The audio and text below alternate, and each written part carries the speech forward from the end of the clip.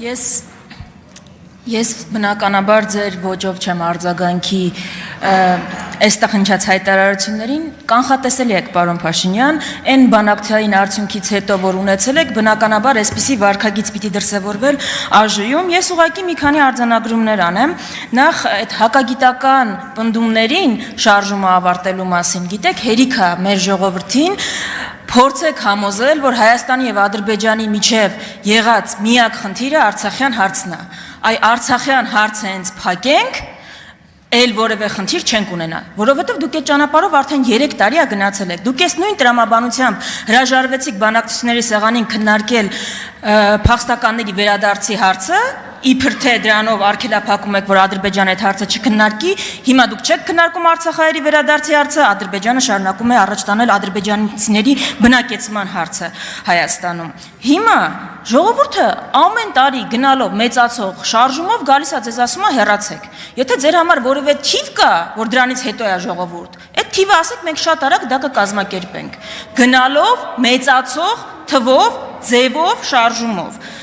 Ինչ վերաբերում է ձեր անպատասխանատու հայտարարություններին, որ այս ամբիոնից եք առնում, ես զարմանում եմ, էլ գալիս եք դավաճանության մեջ, էլ չգիտեմ, շպիոնաժի մեջ, էլ դասալիքներին աջակցելու։ Դատախազության տեղը չգիտեք, հաղորդում տալու ձևը չգիտեք, ես պատրաստ եմ ձեզ հետ կգամ, գնանք այդ հաղորդումը տանք, ձեր ունեցած փաստերը ընտրությունների համար եք պահել, ինչի համար եք պահել այդ փաստերը ունեք, ներկայացրեք այդ փաստերը իրավապահ մարմիններին, ինչքան կարելի է իշխանության 49-րդ տարում էլ եք գալու ինչ-որ հայտարարություններ անելու, 7-րդ տարին է,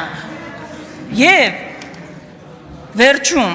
ես ուղղակի ուզում եմ, որ մեր հանրությունը իսկապես պատկերացում կազմի, դուք ոնց եք բանակցել, ես հրապարակում եմ 2022-ի ընդդիմության չէ, ձեր հրապարակած կետերը, որով դուք ասել եք, որ գնալու եք այդ կետերով բանակցել։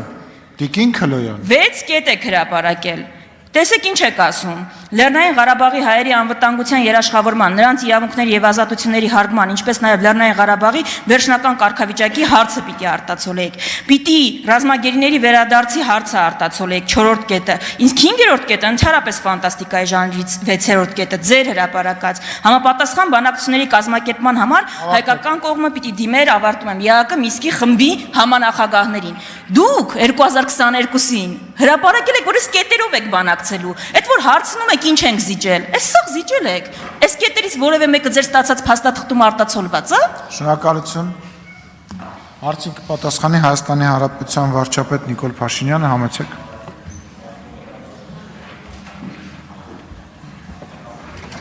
Շնորհակալ եմ Տիկին Վարդանյան հարցի համար, բայց ստիպված եմ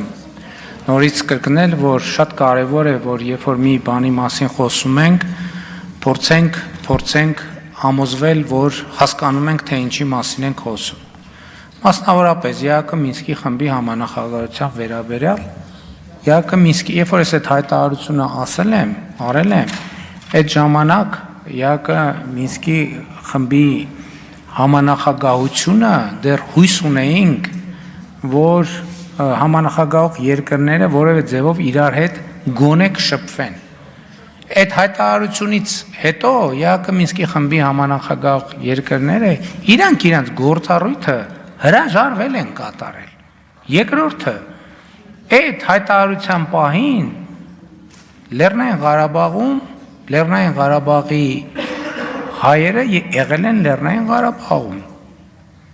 Այդ դուք եք, որ ինձ 2023 թվականին դուք անձամբ նկատի չունեմ, ձեր քաղաքական ուժերը ներկայացնող անձինք եւ շրջանակներ եւ ոչ միայն դուք,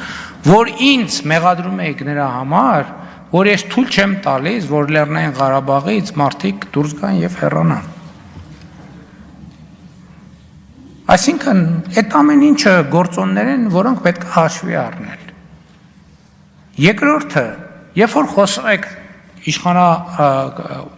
կառավարության եւ ժողովրդի հարաբերությունների մասին,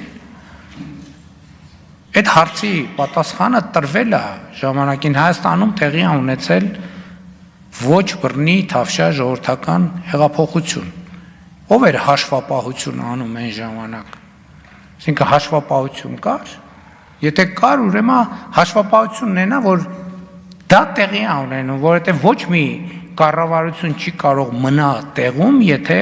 ժողովուրդը չի ուզում այդ կառավարությունը մնա տեղում։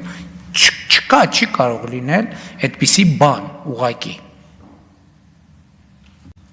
Մնացածը չեմ հիշում ինչի մասին էր կներեք, բայց ոնց որ պատասխանեցի ձեր հարցին։ Սրանք ձեր հրապարակած վերջին կետերն էին։ Դուք սրանցից հետո որևէ նոր կետեր, որով շարունակում եք բանակցությունները, չեք հրապարակել։ Այդ է ամբողջ հարցը, որ այն կետերը, որով հրապարակել եք, որ պիտի գնաք բանակցություններ ու պիտի արտացոլվեն, ձեր ստացած փաստաթղթում տեղ չեն գտել։ Այդ տեղից էլ հասկանում ենք, որ ամբողջությամբ տեղ են գտել այն կետերը, որ Ադրբեջանն է նախապես հրապարակել, որ այդ կոնտեքստում պիտի տեղի ունենան բանակցություններ։ Հիմա հա ձեր վրա չեն կրակել։ Ապրեք, ապրեն։ Այսինքն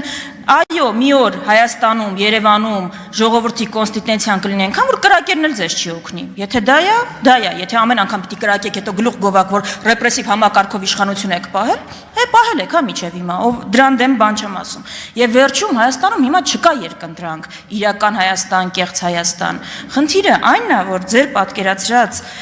իրական Հայաստանը Ադրբեջանի պատկերացրած արևմտյան Ադրբեջանն է։ Այդ է մեր խնդիրը։ Հայաստանում կա երկընտրանք եղածը պահելու ամեն գնով եւ ամեն ինչ կորցնելու միջև։ Դուք ամեն ինչ կորցնելու ճանապարհն եք ցույց տալիս։ Այլ ընտրանքը եղածը պահելու, այնա ինչ որ մենք ենք առաջարկում։ Տիկին Վարդանյան, ստիպված եմ ընդամենը եւս մեկ անգամ կրկնել, որ երբ որևէ բանի մասին խոսում ենք, վատ չի լինի փորձել համոզվել, հասկանում ենք ինչի մասին ենք խոսում, թե այդքան էլ չէ։ Շնորհակալ եմ։